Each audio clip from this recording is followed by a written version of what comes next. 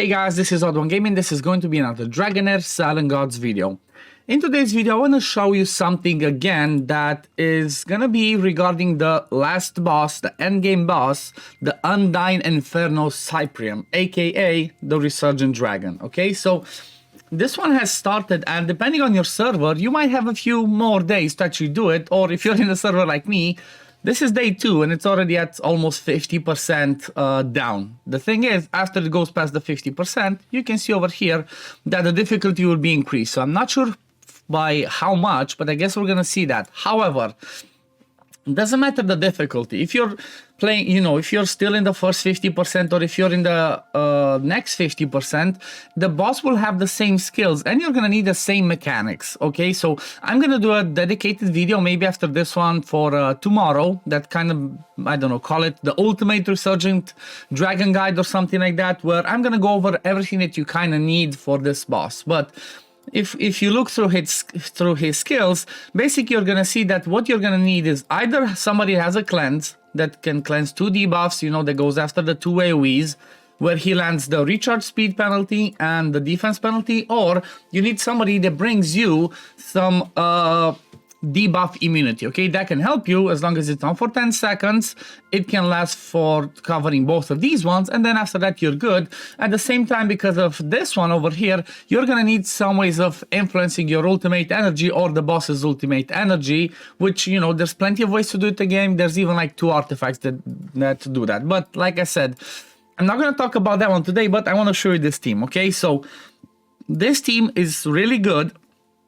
I'm really enjoying it. You can swap the heroes in here. You don't have to have exactly all those heroes, but the main event of this team is going to be this lizard over here, Gladros. Okay, so honestly, I cannot believe I did not pay attention to his kit more, to didn't see him earlier, but he is an actual beast.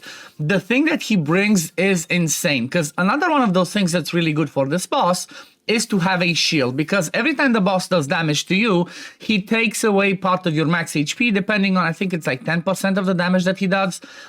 So obviously, the more your max HP is lowered, the more damage you're gonna keep taking, okay? And by having shields, that means you're gonna cover for most of the hits, where, for most of the hits, the damage, and that means you're not gonna be taking as much actual hits from the boss, because you can soak them up with the shields, which means he's not gonna lower your max HP for too much. And well, that's where Gladros comes in. I'm not sure, maybe I haven't seen, I haven't looked in the legendaries, or I haven't seen many epics that bring what he brings, and that is, look at that, 52,000 shield. That's a massive shield. I cannot believe how insane that shield is from him. And not only that, but the way that his ultimate works is every time he lands a shield, while that shield is active, which you saw, the 52,000 shield is pretty massive, while that shield is active, he also brings debuff immunity, okay? So the shield is on for 10 seconds, which means you can cover both of those debuffs. That makes him an amazing candidate for any Necrosis or Frost team. So for example, in my team, I have him alongside Megan, that Megan is actually a really good one that can bring you healing, can bring you defense up, but at the same time, on her battle skill, she keeps boosting somebody's ultimate energy, okay? So that's gonna help you take down those rage counters, or however they're called, of the boss, and keep it down as much as, basically you wanna eliminate 4 of them. So if she does that battle skill 4 times, during the 30 seconds of the whole rotation, you're fine. But if that's not enough, you can just bring the 2 artifacts that I was talking about. There's the Incense Burner that basically gives you ultimate energy every time you use the ultimate, or there's another one that works on the battle skill, okay? That's the Candle. So basically you wouldn't need somebody like an Oster. For me, Oster also has the same thing, because every time he hits somebody under Frost, he gains ultimate energy. So again, that makes it pretty easy, but I'm quite sure this team would work without him, okay? This team would work without Oster. The Oster spot can be any other DPS, okay? You can have an Usha, you can have somebody like a, Rava, somebody like a Dorkuraz, which again, Dork would bring some ultimate energy, but I feel like, honestly, the MVP of this team, even though it doesn't show because of the damage, because, you know, the damage dealers are obviously going to do more in here, but the MVP of this team and the main event, like I said, is Gladros. I mean, look at those shields. Again, 32,000 shield, we debuff immunity. I don't even have an attack penalty in this team, and I can still survive. I can still do my job pretty well. I don't get those debuffs. I do a ton of damage, and I just keep taking the boss down more and more. I really love this guy. Like, after I saw how big his shields were and how good he actually is, I instantly scrolled him, okay? I'm usually pretty stingy when it comes to my epic scrolls, you know, with the scholar scrolls, because we don't get as many and there's a ton of good epics that we want to scroll in this game, but after I saw how good Gladros is, I had to do it, guys. Like, I had to do it because he's just a beast. I swear, I felt like it was Christmas already, and I found myself a new toy. That's what Gladros does in here. I just love the guy. Like, he's so good. This team is also full auto, as you notice, because you know, I set the right timings. And it works just fine because I have nothing that pushes back the boss's ultimate energy. I can come back to all my skills at the right time, which basically with enough skill haste, I have Gladros placing the shield once before the first AoE. You see, we covered that. And then the second time before the third and the fourth AoEs, which are the ones that bring the debuffs, which means, again, I'm completely covered for those debuffs. You can see, boom, he does the chill debuff immunity. No debuff on this one. Then the next one's gonna try and apply defense penalty. He does it. After we do this one, boom, no defense penalty again, and we're still good. It's a pretty awesome team. Again, you don't need to have the legendaries. Obviously, without Oster, maybe you might not be doing as much damage, but still, he's not mandatory. At the same time, I'm using Dritz in this team. He's for damage, but at the same time, he's the one that has the Witch's Remains. Again, same principle. If you don't have Witch's Remains, just use the Crown of the Unclean. You might not be seeing the same damage. Again, this is not like a guide for this team, do crazy damage. This is mostly specifically talking about Gladros, like I said, and kind of like I showed on the thumbnail, because he's so good. Like, oh my god, I just love this guy. I just love this guy. He just keeps your team alive. Keeps your team alive to keep going and going and going up until, like, this fight that lasts the whole 8 minutes. It's just, I think towards the end, my Oster dies. And obviously, if you see that that's a problem, whoever you see that dies, just give them a bit more survivability. Maybe put a defense positive rune, maybe put like a defense negative rune, again, all of the other stuff. But let me just scroll it forward so I can show you exactly the result. It keeps going. See, so I think it's about here. Okay, we're still alive. So 1 minute to go and we're still alive. We're already at 86 million. This is some crazy damage. Let's just keep pushing it forward. And like, yeah, actually, I think I actually did survive. No, so towards the end, in the last, what's this? Last 30 seconds, I have my Oster and Rava die. But like, you know, in the last 30 seconds, would I change that much by putting some defense runes on them just to be able to go on the rotation? I don't think so. I think I'd rather just keep it like this with as much damage from the two of them, and then still, look at this, 95 million damage. It's just obscene, and I just love Gladros, guys. I just love him. He's so good for this fight. It's insane. Look at those shields, 43,000 shield, and I did over 95 million damage. I think I also get to 96, almost there. But look at this. This is just insane. This is just insane. Again, you're not going to see much from Gladros in damage-wise, but basically you see this from healing, because I think this one counts for the shield as well. So even though he's not an actual healer, he did almost 2 times more than Megan. Okay, Megan is an actual healer on her battle skill and on her ultimate. So this guy's just insane. Let me just show you. I have to go to another spot because, well, I already saved that key, so I have to go to another spot to just show you the builds on everybody, but mostly about Gladros. So if I go over here in the goblins, I go to my presets, and again, I just made a preset where everything is, you know, just goes full auto. So let me see. Yep, it's this one. Use them. So the way that I had them built are, like I said, let's start. I'm just throwing them closer. So first one, I guess, Dritz. He's with Witch's Remains and then Executioner. I actually tried Gambler on him, and he just did more damage with Executioner. Then I do have him Inspired 3. Again, he's not mandatory in the team. Just anybody else that brings in some AoE damage. Maybe instead of Dritz, you can bring somebody like Voresh. Can bring extra healing, can bring, you know, again, if you have Witch's Remains as well, he can land it on everybody. But This is Dritz, which is mostly for DPS. Okay, some accuracy to render stuff, then DPS.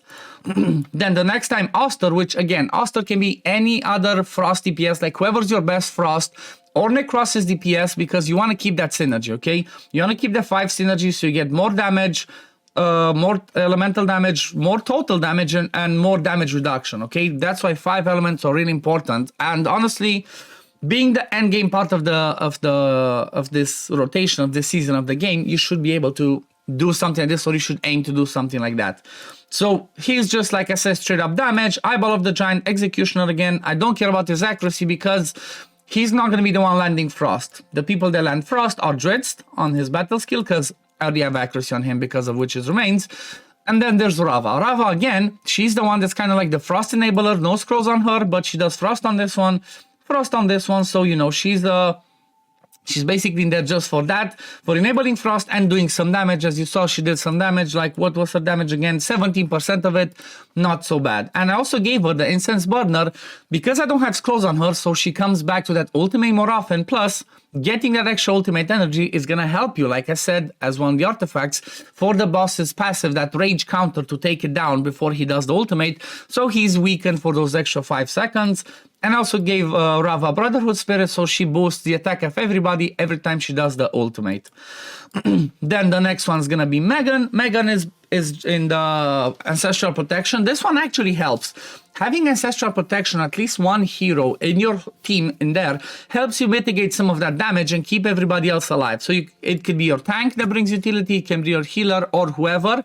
And basically that's all I focused on her, give her as much skill haste as I could from everything else, and I also have the Hourglass on her, so she gains more skill haste, so she comes back to her skills more often. Again, Hourglass is not mandatory, you can use anything else on her, maybe because like if you don't have the Hourglass, what you can use on her is the other artifact that basically gives you some ultimate energy. Even though it's on the battle skill, I think it works. I think this one actually works as well. You can use the Ancestral Candle that is gonna make them come back to their battle skill faster, and also have the battle skill boost that counts for the boss's timing. That's really amazing.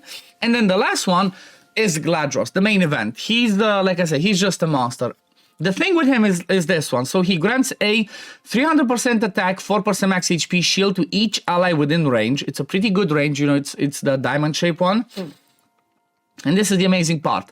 Any ally under this shield gains debuff immunity during the shield duration. So for 10 seconds, he brings you some survivability, some amazing survivability because you saw the massive shields, and he also brings you debuff immunity. So he's just a monster for this one. He's just, wow, like my mind is still blown of how good he is. But not only that, he brings this one on the battle skill. Deals damage, okay, the necrotic damage to the enemy with the highest attack, which obviously it's only the boss, with a 100% chance of stealing 25% of their attack for 5 seconds. The stolen attack is capped at 50% of the hero's attack. Well, this is basically a baby attack penalty that's, lands every every 10 seconds, 8-10 seconds, depending on how much skill haste you have. But not only does he do that, he gains more attack, which means if he does this before he does the ultimate, you're gonna have even bigger shields, so that's gonna be crazy. And then the battle skill doesn't really, the passive doesn't help, because when you lose shields, you remove shields when you're inflicted with control. That's not the case in this fight. And the way that I built him, well, I built Gladros so that I have this skill close to 17.5 seconds. The reason why I talk about specifically the 17.5 seconds is because the Resurgent Dragon's whole rotation is 30 seconds. If you take down those rage counters, by the time he does his ultimate, he's gonna stay weakened or be plopped or however you want to call it for an extra 5 seconds, which means that the whole rotation is 35, okay? So if the whole rotation is 35, if you want him to do this twice during the fight, you basically need close to 17.5 seconds. Like you saw, he does it again. He does it just before the debuffs, and he does it at the beginning where he covers the first AoE. And because of that, I gave him 2 pieces of Brotherhood Spirit, 2 pieces of Wrath of the Trolls, and then again, as much attack with skill haste as I could master, as much as I could get in there. And funny enough, I even used the lucky playing cards on him. And the only reason why I'm using this is because of this one. It gave me as much attack percent as I could. He's not doing damage with the ultimate, so this effect does not proc, but I take advantage of this one. if you don't have the lucky playing cards, which everybody can get free to play from the arena. You just need to grind the arena during a season, have one-man defense, drop, easy farm, drop, easy farm, and you can get it. But if you don't have this one, the next best thing for him would be the statue, because statue again gives you flat attack, attack percent, and it also increases the damage that he does from his battle skill, okay? And he only does damage with his basic attack and the battle skill. So this would be the next best thing. But at the same time, if you cannot get him to the 17.5 complete recharge, what you can do is you can try and give him one of these two artifacts, specifically maybe this one more, the Incense Burner, so he lowers that ultimate energy, you know, he lowers the timer of the ultimate so you can come back to it in time. So instead of having that on Reva, I could put this one on him.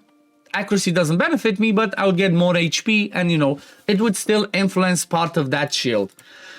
But yeah, this is gonna be it for today, guys. I really wanted to talk about Gladros because this guy is a monster. He is a must build for the Resurgent Dragon, and honestly, I have a feeling like he could actually be good with this one, even for you know, for early game for the Grave of Wrath. If you push during the Grave of Wrath, because those shields can be so big, he could be useful blocking both of those debuffs. I might have a look into that one maybe in the next season, you know, might have a look into this one, see how good he is, but I really love Gladros. He's amazing. Definitely build him, guys. But anyway, oh yeah, and the skill timing I want to show you quickly, because like I said, I took him to 17.5. I put this one, the skill casting interval, to be that 17.5.